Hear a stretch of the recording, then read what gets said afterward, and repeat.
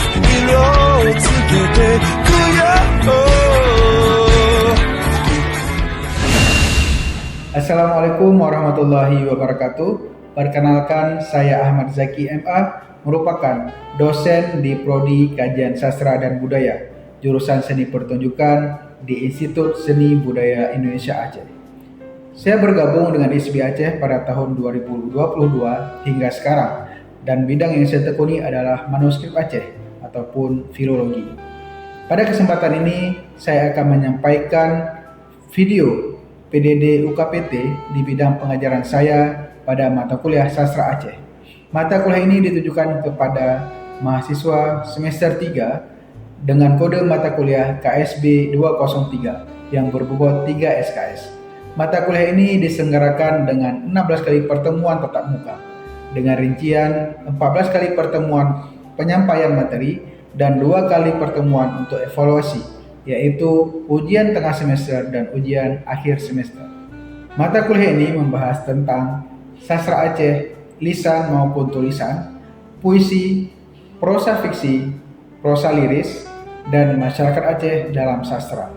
Pada akhir mata kuliah ini, mahasiswa akan dibekali dengan teknik untuk menciptakan salah satu karya sastra Aceh, baik lisan maupun tulisan. Adapun CPL pada mata kuliah ini meliputi CPL 1, mahasiswa mampu menguasai metode-metode ilmiah dalam kajian sastra dan budaya. CPL 2, mampu menguasai aspek kajian sastra dan budaya yang sesuai dengan kebutuhan masyarakat. CPL 3, cakap dalam industri kajian sastra dan budaya. Capaian pembelajaran mata kuliah atau CPMK yang diharapkan pada mata kuliah ini antara lain: 1. Mahasiswa mampu memahami konsep dan urgensi pembelajaran sastra Aceh. 2. Mahasiswa mampu mendeskripsikan ragam sastra Aceh. 3. Mahasiswa mampu melakukan pengkajian terhadap sastra Aceh. Dan 4. Mahasiswa mampu memahami langkah penciptaan sastra Aceh. Referensi pada mata kuliah ini bersumber dari buku dan artikel jurnal bereputasi yang tentunya memiliki nilai kebaruan, sehingga mahasiswa diharapkan mampu mengikuti perkembangan ilmu pengetahuan masa kini. Metode pembelajaran dalam mata kuliah ini meliputi discovery learning, project based learning, dan case method. Penilaian mahasiswa dalam mata kuliah sastra Aceh meliputi yang pertama, aktivitas partisipatif ataupun case method dengan jumlah persentase 25, hasil proyek ataupun PJBL dengan jumlah persentase 25, kuis 5%, tugas 5%, ujian tengah semester 15%, ujian akhir semester 25%. Berikut adalah video proses pembelajaran pada mata kuliah Sastra Aceh pada pertemuan kelima dengan materi klasifikasi sastra lisan dan tulisan pada Sastra Aceh. Assalamualaikum warahmatullahi wabarakatuh. Waalaikumsalam warahmatullahi wabarakatuh. Sehat semua? Sehat. Selamat siang, sudah makan siang? Sudah. Terima kasih untuk semangat. Insya Allah kita bisa memulai pembelajaran hari ini. Hari ini kita ketemu kembali dalam mata kuliah Sastra Aceh dengan poin pembahasan di sastra lisan dan tulisan. Di pertemuan kelima ini semoga ini bisa memberi pencerahan tentang sastra Aceh dalam kajian lisan dan tulisan. Baik, sebelum kita mulai pembelajaran hari ini untuk menjaga berkah dan menuju pelajaran mata kuliah ini, mari sama-sama kita berdoa menurut agama dan kepercayaan masing-masing dimulai.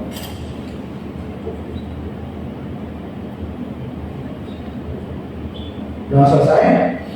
Baik, terima kasih. Dan selanjutnya untuk kita melihat ketertiban dan melihat aspek penjajian, kita akan bisa dulu absen satu persatu dari aplikasi Asia Computer. Baik, Nur Hayanti. Hadir, Pak. Hadir. Kemudian Modi. Hadir. Ali. Nia Ramadhani. Hadir, Pak. Baik, berarti sudah hadir semua. Baik, alhamdulillah di pertemuan kelima ini kita akan membahas ini, tetapi sebelumnya kita pada pertemuan minggu lalu kita membahas tentang materi sastra dalam masyarakat Aceh. Adakah yang bisa menjelaskan pokok-pokok pembahasan kita pada materi sebelumnya? Saya Pak. Menurut saya Pak, sastra Aceh itu sangat penting karena merupakan bagian integral dari warisan budaya dan sejarah Aceh. Menurut saya itu Pak. Jawabannya betul. Sastra itu mempunyai posisi penting dalam masyarakat Aceh sejauh ini. Tapi sejauh ini kan kadang masyarakat Aceh sedikit kadang bergeser segi sastra. Oke, itu sudah ada yang lain ingin mengatakan. Jadi sastra itu terbagi menjadi dua. Yang pertama itu ada sastra lisan dan sastra tulisan. Oke, terima kasih Jimmy, cukup bagus jawabannya. Betul, hari ini kita akan melanjutkan hal tersebut. Jadi dalam masyarakat Aceh penting sastra itu dalam kehidupan sosial maupun kebudayaannya, dan juga untuk mengintegrasikan hal tersebut maka dalam sastra Aceh terdapat dua bagian sastra. Yang pertama sastra lisan dan tulisan, dan itu akan menjadi materi kita pada hari ini. Nah, sebelumnya saya akan menjelaskan tujuan pembelajaran dari mata kuliah sastra Aceh pada pertemuan kelima ini. Yang pertama, teman-teman mahasiswa dapat mengidentifikasi sastra lisan dan tulisan. Yang kedua, penggunaan sastra lisan dan tulisan dalam masyarakat. Dan yang ketiga, teknik analisis sastra lisan dan tulisan. Jadi harapannya setelah pada pertemuan kelima ini teman-teman bisa melakukan hal-hal demikian. Dan ketika teman-teman bisa melakukan hal ini, maka kita dianggap berhasil dalam pertemuan kelima. Karena ini merupakan tujuan dari pembelajaran pada pertemuan ini.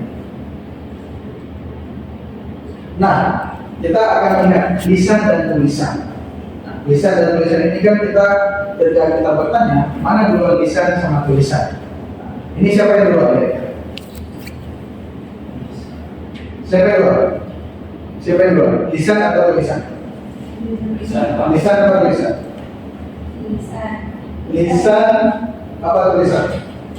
Ini seperti kita bertanya duluan mana ayam sama telur sebenarnya. Tapi dalam sejarah mencatat maka yang duluan adalah lisan. Karena kenapa? Secara konsep kita juga anak bayi misalnya secara kehidupan, maka kita duluan bisa berbicara baru kemudian menulis. Nah, di dalam sastra Aceh pun demikian. Dalam kehidupan masyarakat Aceh, dalam tradisi Aceh, maka lisan ini mempunyai kedudukan yang pertama. Mereka dapat menyampaikan sastra itu secara lisan dalam bentuk berbagai bentuk, dan kemudian ada juga kadang-kadang sastra tersebut berasal dari tulisan. Nah, inilah beberapa konsep dari sastra lisan Aceh. Kita bahas dulu. Nah, sastra lisan Aceh yang pertama dia bersifat oral dan tradisional. Yang kedua, nah sastra lisan Aceh ada beberapa karakteristik, ada tiga. Yang pertama oral dan tradisional. Nah, oral di sini dia berbentuk memang betul-betul dari segi bahasanya itu, dari segi penyampaian dia full menggunakan oral. Oral itu apa? Mulut. Dan yang kedua dia oral ya, mulut. Kemudian dia diwarisi secara turun-temurun. Nah ini yang menarik. Jadi warisan itu bukan hanya harta benda, tetapi sastra sebagai bagian dari kekayaan budaya dia juga diwariskan secara turun-temurun. Misalnya saya sebagai orang tua mewariskan kepada Aldi misalnya sebagai anak saya, ataupun saya sebagai kakek misalnya mewariskan kepada Aldi sebagai cucu saya. Tidak ada pewarisan yang memang secara formal. Dan pewarisan pun bukan ini nak Ali kesini ya saya ajarkan habis itu. Tapi kadang-kadang si nenek ataupun si orang tua itu sering mendendangkan, sering menyampaikan sastra secara lisan, dan Ali secara tidak sengaja maupun sengaja mendengar, dan itu terekam di dalam pemikiran Ali, di dalam repertoarnya Ali. Maka kemudian disebut penurunannya secara turun-temurun dan dilakukan secara tradisional, mewarisi tradisi dari satu ke yang lainnya, sehingga dia tidak terekam dengan baik. Kemudian ada di situ tentang pendidikan dan moral. Nah ini paling penting dalam penyampaian sastra dalam masyarakat Aceh. Jadi sastra itu tidak hanya sebagai hiburan saja, tapi dia bisa menjadi wadah tempat transformasi pendidikan dan moral. Salah satu sastra yang bisa kita lihat di sini adalah Doda Ini. Doda Ini itu adalah lagu ataupun dendangan yang dilakukan oleh orang tua ketika menidurkan anak, ya kan? Nah, di situ pendidikan dan moral sangat kuat. Jadi bagaimana seorang ibu, seorang orang tua mengantarkan bayinya tidur itu dengan isi hikayat tentang isi cerita-cerita masa dahulu yang berisi pendidikan dan moral. Di situ bagaimana si anak diajarkan untuk bela negara, kemudian untuk berbakti kepada orang tua, mencintai sesama dan tidak durhaka kepada orang tua. Dan satu lagi di dalam budaya itu terdapat semangat untuk membela kaumnya sendiri ataupun dalam tendensi berperang. Dan yang ketiga ada bahasa Aceh yang puitis. Nah, di sini. Jadi yang ketiga ini yang susah ditiru oleh orang lain. Jadi bahasa itu kalau dalam bahasa Aceh itu namanya mempako, ataupun kalau kita Indonesiakan berlima. Jadi A A B B C C. Misalnya ujungnya A satu baris, kemudian huruf yang bawahnya itu pasti dia akan menjadi A. Jadi tiga hal ini merupakan karakteristik yang melekat pada sastra lisan sampai saat ini. Jadi pertama ada oral, ada pendidikan moral, dan ketiga diciptakan dengan bahasa yang puitis. Oke, tadi kita sudah membahas karakteristiknya. Sekarang kita masuk ke dalam jenis-jenis sastra lisan yang ada di Aceh. Yang pertama ada Semapa, Nari Remaja, dan Cerita Rakyat atau Pundak. Nah, dari tiga ini, contoh dari Semapa, ada yang tahu ataupun bisa menjelaskan bagaimana sih Semapa itu? Nah, silakan, ayah, bagaimana Semapa itu? Ya, terima kasih Bapak atas waktunya. Yang saya ketahui, tradisi Semapa itu merupakan salah satu tradisi yang ada dalam adat istiadat Aceh. Kemudian, tradisi Semapa ini sering kita jumpai dalam acara prosesi peresmian pernikahan masyarakat Aceh. Oke, baik, terima kasih. Cukup bagus tanggapannya ya. Betul, Semapa ini merupakan salah satu tradisi lisan yang masih bertahan sampai hari ini, yaitu dilakukan ketika proses pernikahan. Prosesi resepsinya, bukan pernikahan tidak kabulnya, tapi pada resepsi pernikahannya, yaitu ketika rombongan dari Lindo Baru akan bertamu kepada rombongan Lindo Baru ataupun mempelai wanita. Itu biasanya dua kubu ini, dua rombongan ini mempunyai ahli pantunnya. Semapa ini kalau dalam bahasa Indonesia bisa kita artikan sebagai berbalas pantun. Jadi nanti di situ ini merupakan pengaruh dari budaya Melayu di dalam Aceh. Jadi mereka datang dan nanti akan saling bersahutan. Sedangkan Nari Remaja adalah kata-kata bijak ataupun pepatah bijak yang ada dalam masyarakat Aceh yang diturunkan kepada generasi-generasinya. Di situ ada nasihat, kemudian ada ajaran-ajaran agama, ini namanya Nari Remaja. Dan yang terakhir ada cerita rakyat atau habar. Atau ketika kita Indonesia kan, mungkin ada teman-teman di sini memang berasal dari luar Aceh, ini berbentuk seperti dongeng vulgar misalnya, dongeng memang menyebutkan binatang di situ sebagai pelaku utama. Seperti contoh misalnya kancil, misalnya teman-teman tahu ya, teman-teman sudah tahu, itu kancil itu merupakan dalam konteks sastra Aceh masuk ke dalam cerita rakyat harga, yaitu dongeng. Kalau dalam bahasa Aceh bukan kancil disebutnya, apa? Benteng. Kancil itu apa? Apa? Ada itu ya? Pelando. Namanya pelando. Kenapa disebut pelando? Karena dalam konsep orang Aceh, ketika kita melihat dari dongeng ini, dia pelando itu bukan pelando dalam artian dia negatif, tapi pelando di sini kan dia banyak akal. Dia kecil, tapi dia mempunyai otak yang bijak. Makanya kemudian di dalam cerita rakyat, di dalam dongeng-dongeng dari secara Indonesia pun atau secara Aceh, maka dia sering digunakan sebagai tokoh utama. Kan dia banyak, tapi kecil, kan? Kalau sekarang banyak orang yang besar, tapi otaknya kecil. Oke, nah pada pertemuan ini kita akan lihat contoh dari Semapa. Jadi biar teman-teman nggak bingung ya. Ini salah satu contoh Semapa yang saya sudah siapkan videonya.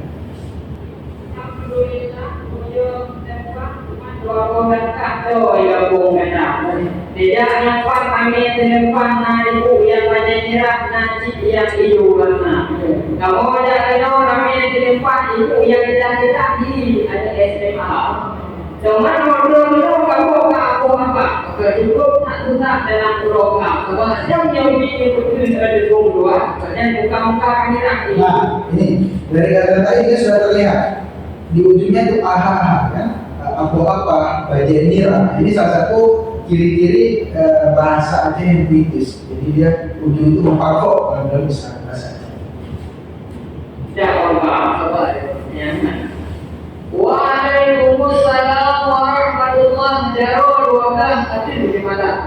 Syukur dan puja kepada Allah yang berrahmat penuh tentunya. Selawat salam ke Rasulullah Nabi yang Mekah pemudanya. Berguru semangat rahmat Allah katuh lengkap penuh dekat. Dan terjawab itu baru kamu hebat yang juga tidak sitah dua kata mewah. Selawat itu dalam. Kamu dihina kerana jumpa atau dengar wahai saudara. Nasi pagi nasi merasa nasi dahaya udah. Nasi jumpa mama daripada dalam baru mungkin nanti kita tidak ini namanya. Nasi sampai akan kita baru jumpa saya alhamdulillah boleh bukan juga kayak baca. Apa dalam baru itu berubah itu sampai Nah, ini merupakan cuplikan sedikit dari Semapa. Nah, dalam Semapa ini tujuannya adalah yang pertama memperkenalkan kedua mempelai. Jadi pertama tadi kan sudah disampaikan oleh mempelai dari laki-laki, kemudian dijawab oleh mempelai yang perempuan, juga sebaliknya.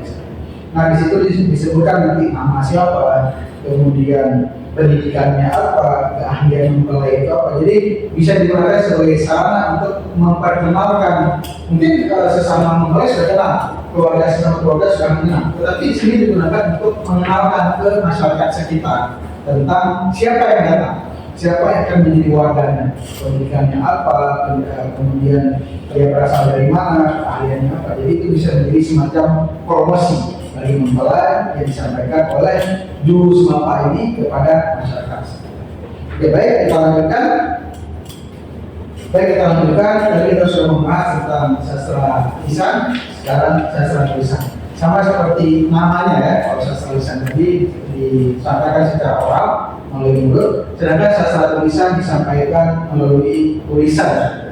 Nah, tetapi ada beberapa karakteristik dalam sastra tulisan di Aceh.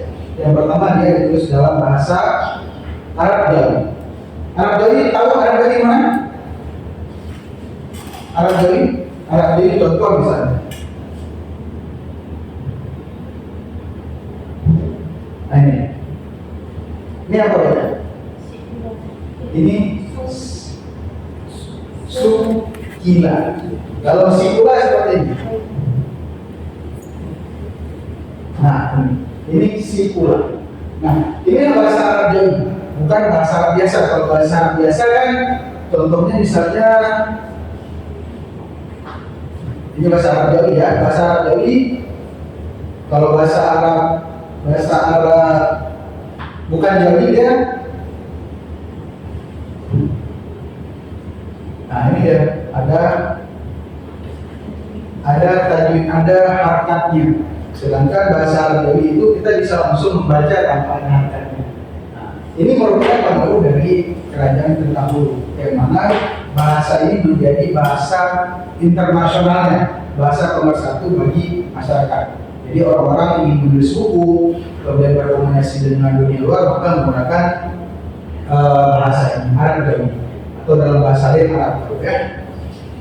Kemudian dalam sastra tulisan itu membuat berbagai genre. Genre ini merupakan jenisnya. Jadi dalam sastra itu ada dia tentang percintaan, ada tentang kemudian kepahlawanan, ada tentang bagaimana menghadapi orang lain, jadi nasihat. Jadi genre ini jenis-jenis dari sastra yang dihasilkan. Kemudian yang terakhir, ini menarik. Sama seperti saya sebutkan tadi, ditulis dengan panah. Nah, jadi bukan dicetak dulu, belum ada mesin cetak, sehingga semua sastra tulis di Aceh itu makanya dikatakan tulisan, bukan diketik. Kalau kita sekarang cuma menggunakan tulis ini bentar ya, dan kita ketik kan. Tapi kalau dulu yang maknanya ditulis dengan panah. Nah, jenisnya itu ada hikayat dan nazam. Hikayat itu berbentuk sastra tulis yang menceritakan berbagai macam tokoh, berbagai macam peristiwa, dan berbagai macam hal. Jadi bagaimana hikayat ini salah satu yang paling terkenal di tempat kita ada pernah dengan hikayat Perang Salib. Nah, ini termasuk ke dalam sastra tulisan Aceh. Dan kemudian ada nazam. Nazam ini berbeda dari hikayat. Hikayat itu dia berbentuk ada yang menggambarkan berbagai macam perlawanan, sedangkan nazar ini dia fokus ke dalam mengajarkan sisi keislaman, sisi agama. Dan ini sering juga sampai sekarang tradisi ini membaca nazar. Nah, ini contoh dari hikayat. Bisa baca? Nah, ini dia. Ini namanya Arab Melayu. Ini pertama, ini Arab biasa kan? Ini Arab biasa. Ini Arab biasa ini. Ini Arab biasa. Bismillahirrahmanirrahim. Alhamdulillahirrahmanirrahim. Wassalamu ala sayyidina Muhammad mursalin wa ala alihi washabihi ajmain. Ya kan? Nah, ini.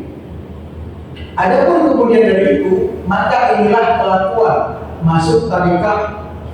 Mula-mula tubik daripada segala desa besar. Ini bahasa Arab biasa. Ini kemudian adapun demikian ini bahasa Melayu. Sedangkan ini sudah masuk bahasa. Nah, jadi di dalam ini pembukaan sebuah naskah namanya Hikayat Perang Pohon. Jadi di sini tertulis ada 3 bahasa Arab, bahasa Arab Melayu seperti bahasa Jawa, bahasa Melayu ataupun bisa disamakan dengan bahasa Indonesia. Sedangkan ketiga tulisannya dengan Arab Jawi, tetapi bahasa adalah bahasa Aceh. Nah, ini merupakan koleksi dari Museum Aceh. Ini labelnya Hikayat Perang Pohon. Nah, ini merupakan salah satu dari beberapa contoh hikayat yang masih eksis di dalam sastra. Karena sudah mendengar berbagai macam pemaparan, ada yang ingin didiskusikan? Tidak ada? Berarti kalau tidak ada, kita boleh kuis dulu. Silakan ini di scan barcode-nya, dan ini kita akan mengerjakan kuis selama 2 menit. Jadi hasil pemaparan materi.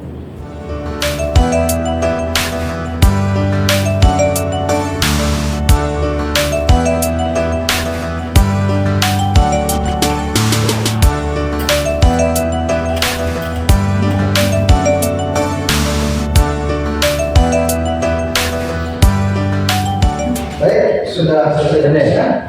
Terima kasih untuk partisipasinya. Baik, inilah akhir dari materi kita. Ada yang kita diskusikan? Izin Pak. Ya, silakan Beri. Bagaimana cara kita melestarikan sastra lisan dan tulisan Aceh ini, Pak? Oke, baik, terima kasih pertanyaan yang bagus. Dan ini memang konteksnya sekarang banyak sastra lisan maupun tulisan memang kadang-kadang terpinggirkan ya. Itu kata ahli kita sastra di Aceh itu semakin ada tempat yang paling penting. Nah, dalam prosesnya sastra lisan terutama ya, itu yang paling susah. Nah, kebanyakan sastra lisan itu karena yang tadi diteruskan ataupun diwariskan secara turun-temurun oleh orang tua ke anak dari kakek ke cucunya, itu kan gampang dia hilang. Nah, jadi ya selesai satu, misalnya saya sebagai ayah mewariskan kepada anak tidak mau meneruskan, maka hilang karena saya. Kalau sastra tulisan mungkin lebih gampang, tapi ada juga ancaman-ancaman dari sastra tulisan itu. Dia contoh tadi misalnya dari contoh tadi itu kan di bagian sampingnya sudah mulai rapuh, maka dari tamu itu menjadi satu persoalan juga. Nah, yang kita lakukan ketika ada sastra lisan, maka kebanyakan sastra lisan itu ditransmisikan ataupun dibuat menjadi tulisan. Yang tadinya awalnya hanya menggunakan mulut oral, kemudian sastra tersebut menjadikan tulisan. Makanya kemudian disebut sastra tulisan. Tapi ada juga sastra yang dasarnya memang dari tulisan. Dan juga yang sastra tulisan itu berasal dari oral. Nah, kemudian itu kan selesai satu masalah. Sastra oral, sastra tulisan kita buat jadi tulisan selesai. Nah, muncul lagi masalah selanjutnya, bagaimana kita menjadikan sastra tulisan kan? Karena sastra tulisan itu kertas itu apalagi tinta-tintanya itu kan rawan lampu. Maka disimpan di tempat yang memang yang representatif. Di perpustakaan daerah itu biasanya dia punya ruangan khusus, ada AC-nya. Jadi kita juga naskah-naskah sastra kita tetapnya di AC. Untuk apa? Untuk menghindari ataupun memperlambat proses pelapukan di kertas maupun di sebuah kita. Jadi ada 2, yang pertama sastra lisan untuk menjaganya ditulis. Kemudian sastra tulisan yang ditulis di kertas, maka tempat penyimpanan itu harus terjaga, harus mendukung proses untuk memperlambat sebab-sebab pelapukan pada kertas. Oke, baik, terima kasih. Dan kesimpulan pada mata kuliah ini, sastra lisan ataupun tulisan penting di dalam masyarakat Aceh. Yang kedua, sastra lisan adalah sastra yang ditampilkan secara oral, dan itu proses pewarisan itu dari generasi ke generasi secara tradisional, dan dia bisa berubah dari masa ke masa. Kemudian sastra tulisan adalah sastra yang memang ditulis berbentuk hikayat juga, ada berbagai macam dia, dan kemudian dia prosesnya ditulis di kertas dan menggunakan alat jari, dan biasa menggunakan bahasa Aceh yang ditulis dalam bahasa Aceh. Dan kemudian yang terakhir adalah bagaimana proses sastra lisan dan sastra tulisan itu bisa kita manfaatkan, bisa kita jaga. Maka prosesnya adalah bagaimana kita sama-sama menggunakan, sama-sama kita membaca, dan sama-sama kita mencoba melihat sejarah-sejarahnya dan kita kaji bersama. Baik, itulah materi hari ini. Terima kasih untuk perhatiannya, dan saya ada oleh-oleh untuk teman-teman. Jadi tugas untuk pertemuan selanjutnya. Tadi kita sudah melihat beberapa contoh, satu contoh dari sastra lisan dan satu contoh dari sastra tulisan. Nah, tugas selanjutnya, tugas di teman-teman dikumpulkan, disiapkan nanti pada plus 3. Jadi ini hari ini udah ada waktu 3 hari dibuat dalam bentuk paper dan dikumpulkan disiapkan. Tugasnya adalah carilah 3 sastra Aceh yang dalam diri Nari Maja, Haba, dan Nasab. Jadi kan sudah kita bahas tentang semata seperti apa, ikat seperti apa. Nah, yang belum dibahas tadi kita jadikan contoh dan kita diskusikan. Dan jangan lupa batas mengumpulnya H+3 dari hari ini. Terima kasih untuk perhatiannya. Mohon maaf apabila ada kesalahan kekurangan. Sekian. Wassalamualaikum warahmatullahi wabarakatuh. Waalaikumsalam warahmatullahi wabarakatuh. Sekian video proses pembelajaran pada mata kuliah Sastra Aceh, program studi kajian sastra dan budaya, jurusan seni pertunjukan pada Institut Seni Budaya Indonesia Aceh. Video ini digunakan sebagai salah satu syarat penyusunan dokumen pernyataan diri dosen dalam unjuk kerja Tridharma Perguruan Tinggi atau PDD UKT-PT, sertifikasi dosen gelombang 1 tahun 2025. Semoga video ini dapat menjadi pertimbangan yang baik dalam penilaian sertifikasi dosen gelombang 1 tahun 2025. Terima kasih kami ucapkan. Wassalamualaikum warahmatullahi wabarakatuh.